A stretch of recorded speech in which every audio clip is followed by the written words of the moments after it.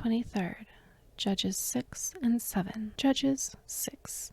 The Israelites did evil in the eyes of the Lord, and for 7 years he gave them into the hands of the Midianites. Because the power of Midian was so oppressive, the Israelites prepared shelters for themselves in mountain clefts, caves, and strongholds.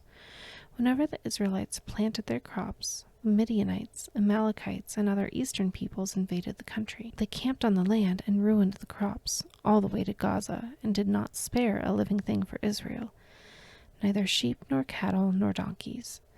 They came up with their livestock and their tents like swarms of locusts.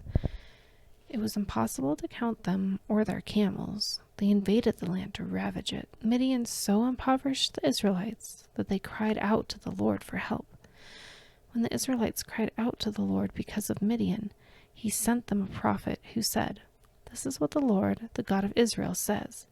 I brought you up out of Egypt, out of the land of slavery. I rescued you from the hand of the Egyptians, and I delivered you from the hand of all your oppressors. I drove them out before you and gave you their land, and I said to you, I am the Lord your God. Do not worship the gods of the Amorites, in whose land you live. But you have not listened to me." The angel of the Lord came and sat down under the oak of Ophrah that belonged to Joash the Abiezrite, where his son Gideon was threshing wheat in a winepress to keep it from the Midianites. When the angel of the Lord appeared to Gideon, he said, "The Lord is with you, mighty warrior." "Pardon me, my lord," Gideon replied, "but if the Lord is with us, why has all this happened to us? Where are all his wonders that our ancestors told us about when they said, 'Did not the Lord bring us up out of Egypt?' But now the Lord has abandoned us and given us into the hands of Midian." The Lord turned to him and said, "Go in the strength you have and save Israel out of Midian's hand. Am I not sending you?" "Pardon me, my lord," Gideon replied, "but how can I save Israel? My clan is the weakest in Manasseh, and I am the least in my family." The Lord answered, "I will be with you, and you will strike down all the Midianites, leaving none alive." Gideon replied, "If now I have found favor in your eyes, give me a sign that it is really you talking to me. Please do not go away until I come back and bring my offering and set it before you." And the Lord said, "I will wait until you return." Gideon went inside, prepared a young goat, and from an ephah of flour he made bread without yeast. Putting the meat in a basket and its broth in a pot, he brought them out and offered them to him under the oak. The angel of God said to him, "Take the meat and the unleavened bread, place them on this rock, and pour out the broth." And Gideon did so. Then the angel of the Lord touched the meat and the unleavened bread with the tip of the staff that was in his hand. Fire flared from the rock, consuming the meat and the bread, and the angel of the Lord disappeared. When Gideon realized that it was the angel of the Lord, he exclaimed, "Alas, sovereign Lord, I have seen the angel of the Lord face to face." But the Lord said to him, "Peace, do not be afraid, you are not going to die." So Gideon built an altar to the Lord there and called it "The Lord is Peace." To this day it stands in Ophrah of the Abiezrites. That same night the Lord said to him, "Take the second bull from your father's herd, the one 7 years old. Tear down your father's altar to Baal and cut down the Asherah pole beside it. Then build a proper kind of altar to the Lord your God on top of this height.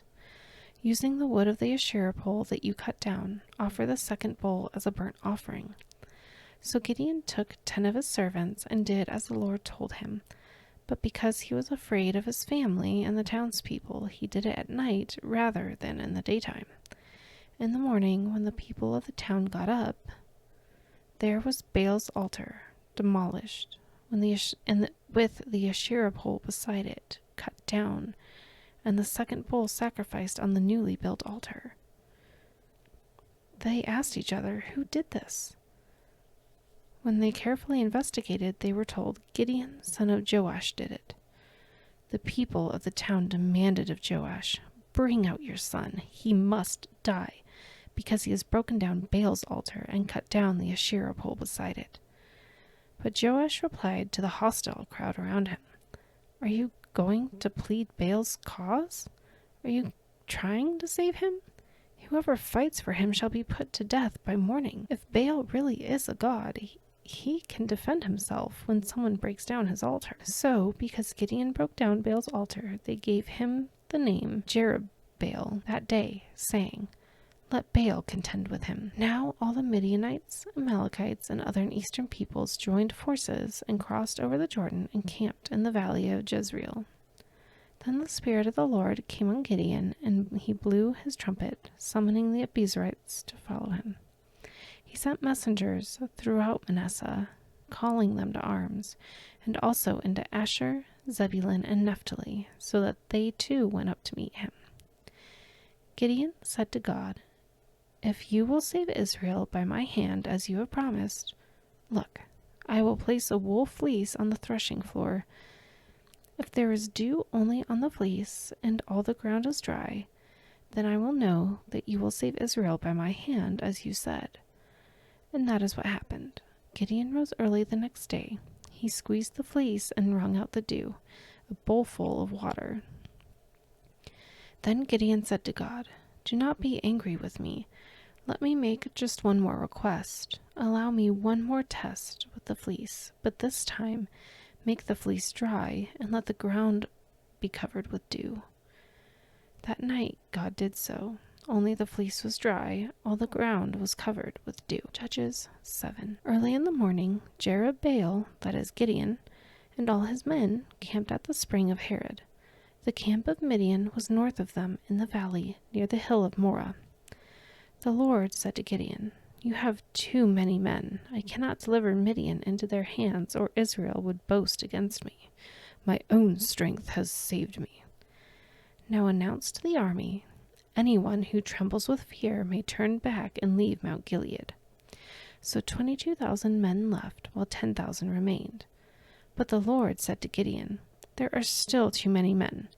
Take them down to the water, and I will thin them out for you there. If I say, 'This one shall go with you,' he shall go. But if I say, 'This one shall not go with you,' he shall not go."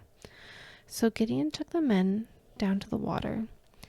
There the Lord told him, "Separate those who lap the water with their tongues as a dog laps from those who kneel down to drink." 300 of them drank from cupped hands, lapping like dogs. All the rest got down on their knees to drink.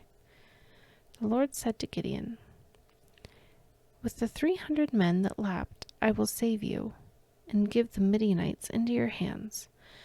Let all the others go home." So Gideon sent the rest of the Israelites home, but kept the 300 who took over the provisions and trumpets of the others. Now the camp of Midian lay below him in the valley. During that night the Lord said to Gideon, "Get up, go down against the camp, because I am going to give it into your hands. If you are afraid to attack, go down to the camp with your servant Purah, and listen to what they are saying. Afterward you will be encouraged to attack the camp." So he and Purah, his servant, went down to the outposts of the camp. The Midianites, the Amalekites, and all the other eastern peoples had settled in the valley, thick as locusts. Their camels could no more be counted than the sand on the seashore. Gideon arrived just as a man was telling a friend his dream. "I had a dream," he was saying. "A round loaf of barley bread came tumbling into the Midianite camp. It struck the tent with such force that the tent overturned and collapsed." His friend responded, "This can be nothing other than the sword of Gideon, son of Joash, the Israelite. God has given the Midianites and the whole camp into his hands." When Gideon heard the dream and its interpretation, he bowed down and worshipped. He returned to the camp of Israel and called out, "Get up! The Lord has given the Midianite camp into your hands." Dividing the 300 men into 3 companies, he placed trumpets and empty jars into the hands of all of them, with torches inside. "Watch me," he told them. "Follow my lead. When I get to the edge of the camp, do exactly as I do. When I and all who are with me blow our trumpets, then from all around the camp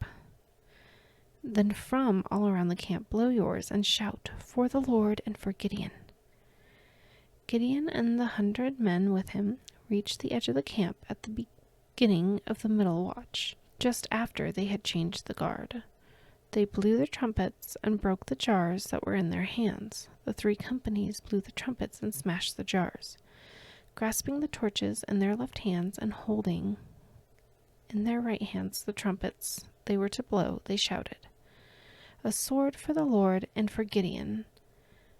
While each man held his position around the camp, all the Midianites ran, crying out as they fled. When the 300 trumpets sounded, the Lord caused the men throughout the camp to turn on each other with their swords. The army fled to Beth-shittah toward Zerah as far as the border of Abel-Meholah near Tabbath. Israelites from Naphtali, Asher, and all Manasseh were called out, and they pursued the Midianites. Gideon sent messengers through the hill country of Ephraim, saying, "Come down against the Midianites and seize the waters of the Jordan ahead of them as far as Beth-barah." So all the men of Ephraim were called out, and they seized the waters of the Jordan as far as Beth-barah. They also captured 2 of the Midianite leaders, Oreb and Zeb. They killed Oreb at the rock of Oreb, and Zeb at the winepress of Zeb. They pursued the Midianites and brought the heads of Oreb and Zeb to Gideon, who was by the Jordan.